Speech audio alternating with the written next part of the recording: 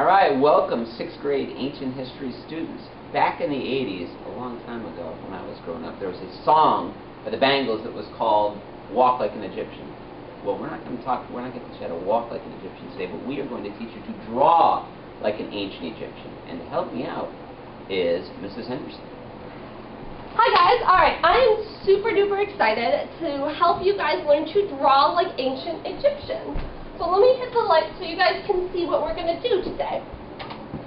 So, ancient Egyptians, they lived for thousands of years, and what's really interesting about them is their drawings were essentially the same. They did very, very little to vary their drawing style.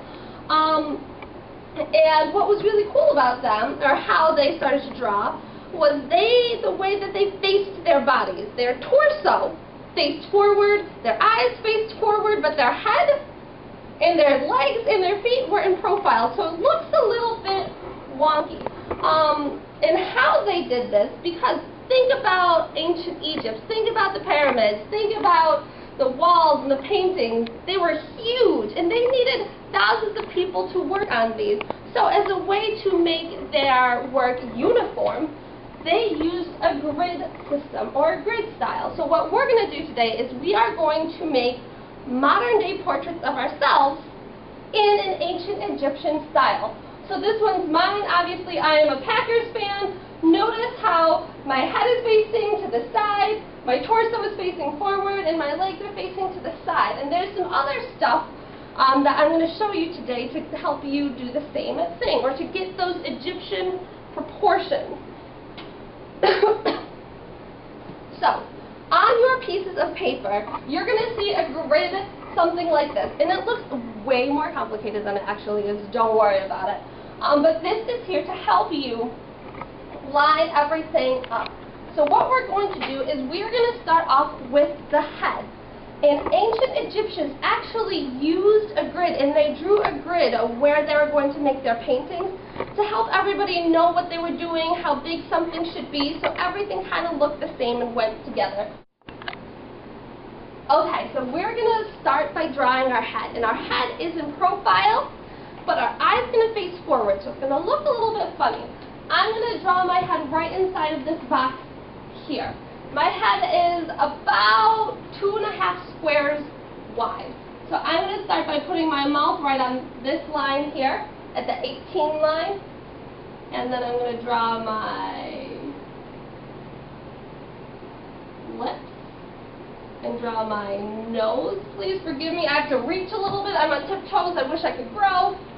And then back, up and around to get into our head. So as you can see, the general shape of our head, and now we want to do our eye, and our eye faces directly forward, even though our nose and our mouth is to the side. Now we're going to move on to our shoulders. So our shoulders are actually 4 squares wide. And this is why the Egyptians used this grid system, to know how big or how small or how tall or how wide to make something. So 1, 2, 3, 4, and this is off the middle line. These little marks right here will also show you where your shoulders should go. So I'm going to curve into my shoulders and connect to my neck. And my neck falls right about from those green dots to this line right here. So now I have my shoulders, and I'm going to move from my shoulders actually to my waist. This is a really kind of weird and wonky way to draw, and our waist are 2 squares wide, and they're going to start right here. Notice how along the sideline you have these great arrows that will tell you how long or how tall to make each part. So my waist is going to go from this mark here to this mark here, again 2 squares wide. And I'm going to connect up from my shoulders, leaving a little bit of room for my arms, down to my waist. Next, I want to put my legs in, and my legs are going to be facing to the side.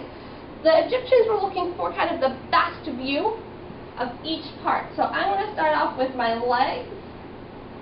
There's the side.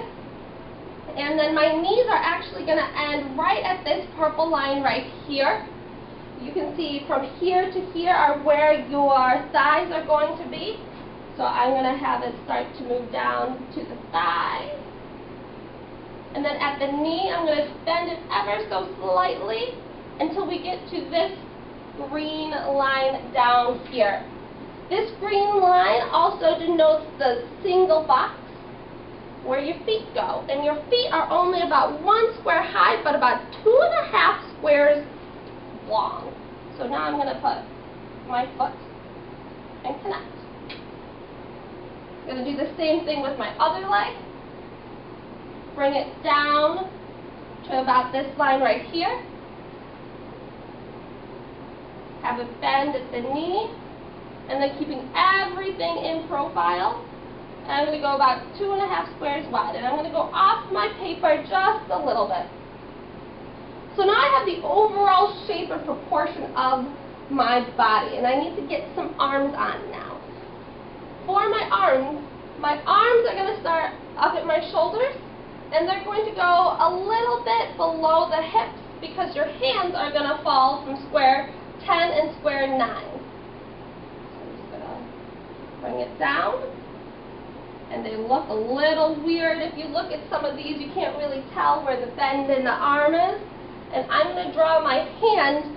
And there's something that the Egyptians do with their fingers. For some reason, they make all 4 of these fingers all the same height.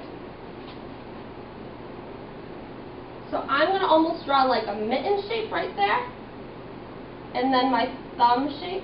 Notice how big they have their hands. And now I'm going to add my fingers. If you want to add details like some of the Egyptians did in their later drawings, they actually added fingernails. Just in a nice round shape. So now I have one arm. I'm going to get my other arm, and don't be afraid to move off of your grid. You have that whole piece of paper there. The grid is only there like imaginary guidelines to let you know how big, how tall, how fat parts of the body should be. I'm going to bring my arm down, and I'm going to have this one bend up. I'm going to do a mitten hand. It's like we're little kids again drawing. All the fingers are the same. I'm going to add some fingernails. And now here comes the fun part. Now that we have our general bodies down, now we wanted to make it look like ourselves, like our, what we wear, what we like, some information about who you are today.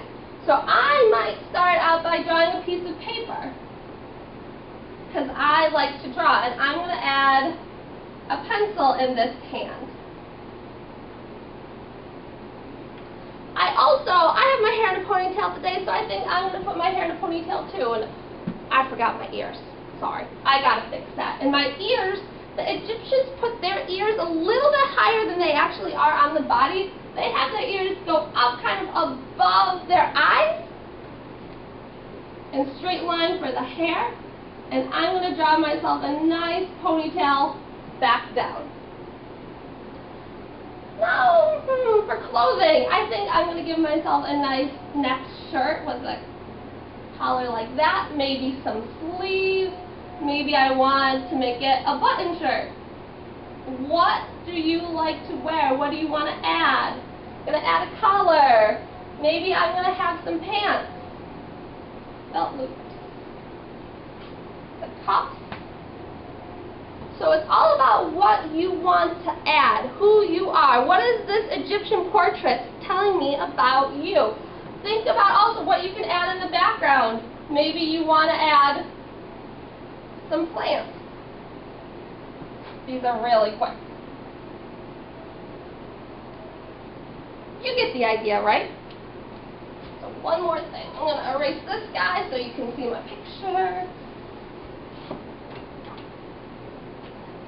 If you are feeling really like you're up for a challenge, or you really get the idea of how many boxes tall and this whole grid system, you can challenge yourself and try to make a seated position. Notice in the seated position, there's still the same amount of boxes for the height and the width. The only thing that's different is how they sit, and you only basically see one foot and one leg. All right.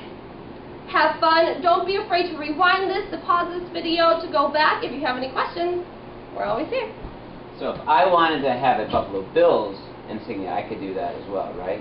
Instead of the Packers? Why would you want that?